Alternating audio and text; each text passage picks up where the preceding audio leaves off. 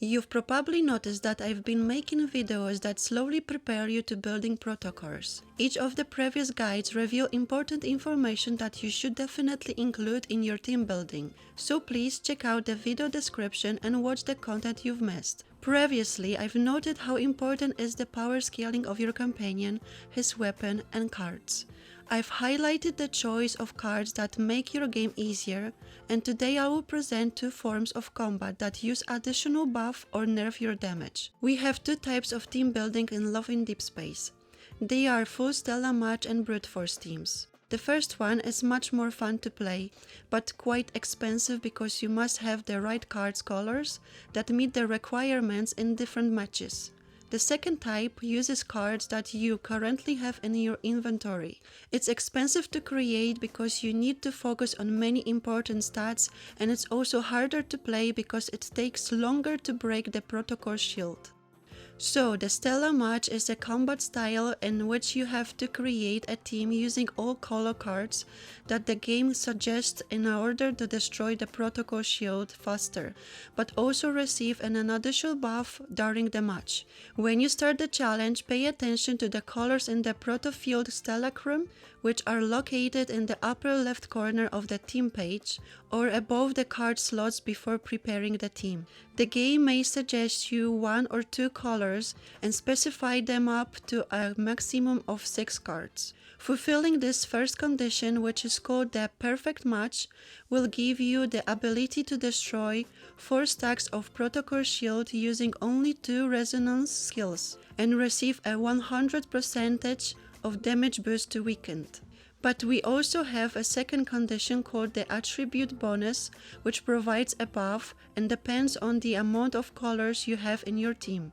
If you include the same colors that are in the Protofield Stellacrum, then you will get a full buff which increase your damage and damage reduction by 30%. But if you only adapt the perfect match and add other colors beyond the requirements of the Protofield Stellacrum, then this buff will decrease by 5% on each card of a different color. However, it may turn out that minimal loss of the attribute bonus won't be significant because you can have much stronger cards, like 5-star cards at a higher level with stronger protocols than cards that can complete your team and give you the full attribute bonus. Therefore, it's worth testing which option will be more beneficial for you.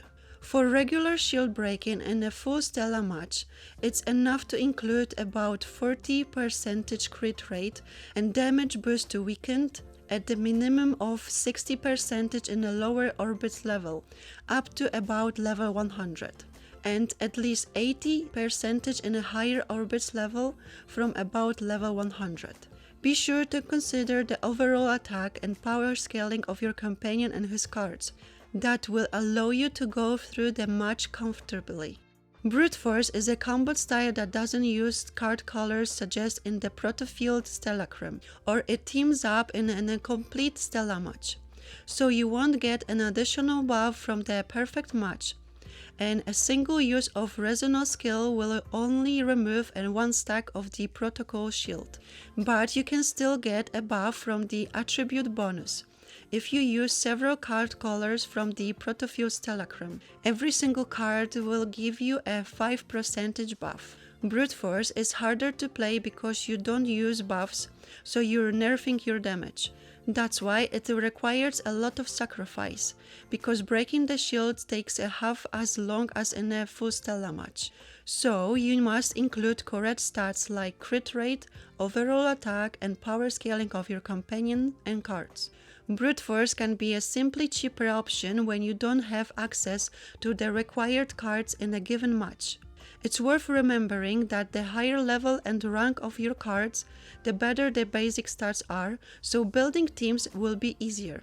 You'll need a minimum of 50% crit rate in the lower orbits level up to around level 100, and a minimum of 70% in a higher orbits level from around level 100. Never forget about the minimum amount of the overall attack that is required to complete the matches and depends on the type of the challenge and companion. For example, you will need around 8k to 10k overall attack for an attack scaling companion to play brute force in senior hunter contest and in higher orbits. Also, it's worth putting a high weekend, which will help you to deal a good ultimate damage when you finally break the protocol shield. In conclusion, I'd like you to always pay attention to your companion's power scaling and consider which cards are worth using in his teams. Also, a correct build will make it easier to pass matches, but you shouldn't forget that stats depends on how good a player you are. The better you play, the lower requirements you need. I recommend playing a full Stella match that will give you additional buffs, but you have to be very organized when you're pulling for new cards. On the other hand, a brute force is a great strategy for players who focus on a one love interest and must build all of his cards to obtain a higher affinity level. Be sure to let me know what type of combat you prefer, and if you have more questions about this topic, ask me in the comment below.